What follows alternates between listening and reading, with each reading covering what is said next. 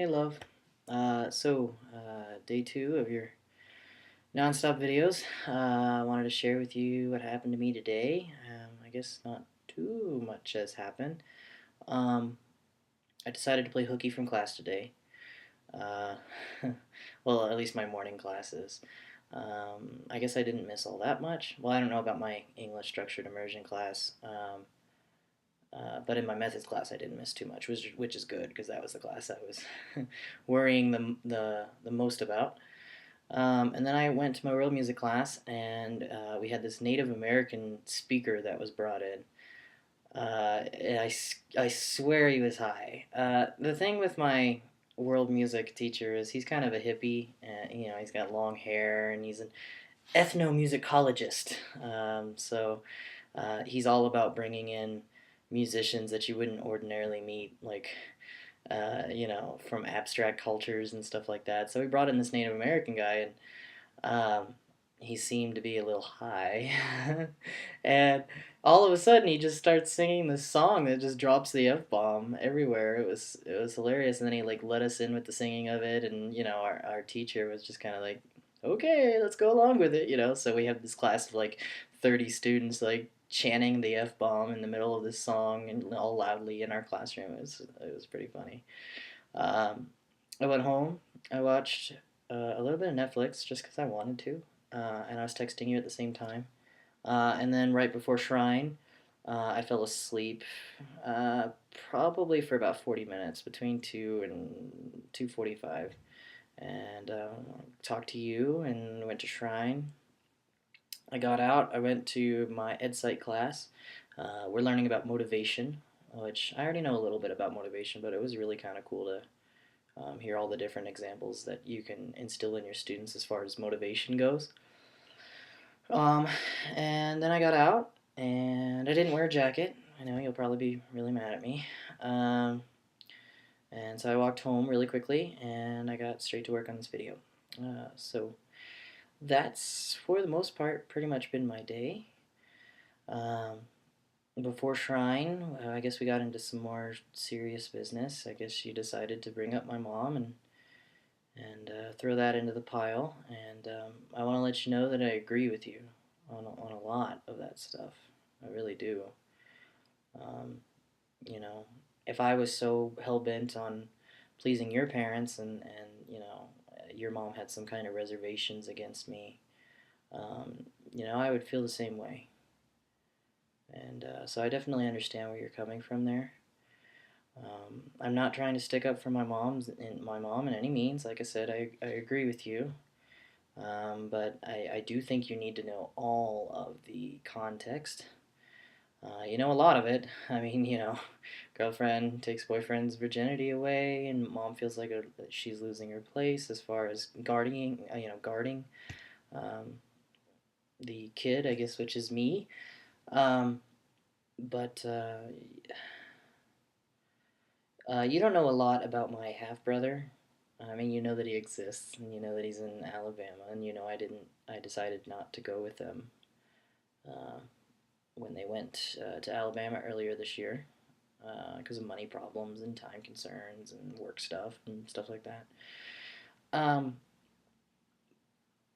so my half brother was an only child, so my mom only gave birth to him with her other husband, hence the half part. And there was a nasty divorce, and he walked out of her life. My mom and my half brother didn't communicate. I would say probably for a good. I'm not exaggerating this either. Probably for a good 15 years. And My mom was really just connected with my half brother probably 4 or 5 years ago, and she's getting used to him and his family and the grown up version of him because the last time she saw him, he was 15. And with getting used to him and his family and, a whole bunch of his family that my mom never knew, she had to get used to Becky, which is his wife. Um, so my half sister in law. And my mom, very similarly to how you're hell bent out of um, wanting to please my mom and get along with my mom. My mom feels the same way towards Becky, and it's been awkward, and they get along very similar to how my mom gets along with you. But she's never really felt that connection, and so this is all a real conversation I had with my mom. I talked to her about this in Walmart. Wasn't the last time I was down in Phoenix, but it was the time before, and she actually flat out told me that while she has her reservations, and by the way, she actually apologized to me for feeling the way she does about you. Um, but while having these reservations, she doesn't want to have the relationship with you that she has with Becky. She doesn't want things to be awkward. She wants to get along, and she wants to really add you into the family. And I guess given her recent failure of successes with Becky, she um, kind of feels like the same thing will happen with you and me. And she's looking for that connection with you.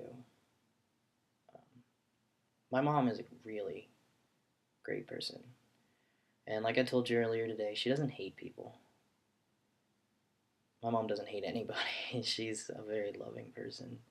She'll have her reservations at times, um, but her heart's in a good place, and she genuinely cares about people. She genuinely cares about people in my life. And I really think she wants to have a relationship with you. Like I said, she's already apologized for the way she feels. She even asked me if I kind of talked to you about her a little bit, and I told her I did, which didn't make her too happy. But she doesn't want to have the same relationship that she does with her, well, first uh, daughter-in-law. Um, but yeah, I mean that's just a little bit of the context. I'm by no means trying to pick a side. As a matter of fact, I feel really in the middle of things. Um, you're two you're two very lovely women in which have different places in my life, and it's really sad when uh, you have two people you care about have a problem. Well, maybe it's not really a problem as it is just a hidden conflict. Um, but I really want to let you know that my mom is interested. She does want to have a relationship with you. Um, Kind of like with me, we just have to let it happen. Anywho, I'm done rambling. I hope you don't take offense to anything I said. I'm not trying to stick up for her or pound down on you. I agree with everything you're saying. Once again, if I were put into the same position with your mom, your dad, even your sister or brother, I would feel the same way. But I just wanted to make sure we had kind of the full context of everything. Um, I hope you're enjoying your night out with everything you've been feeling lately. I'm sure it's well deserved. I'll be here doing homework.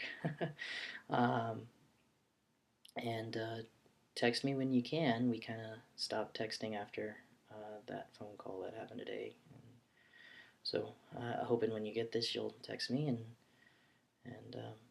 yeah, keep me in the loop. Anyways, I love you.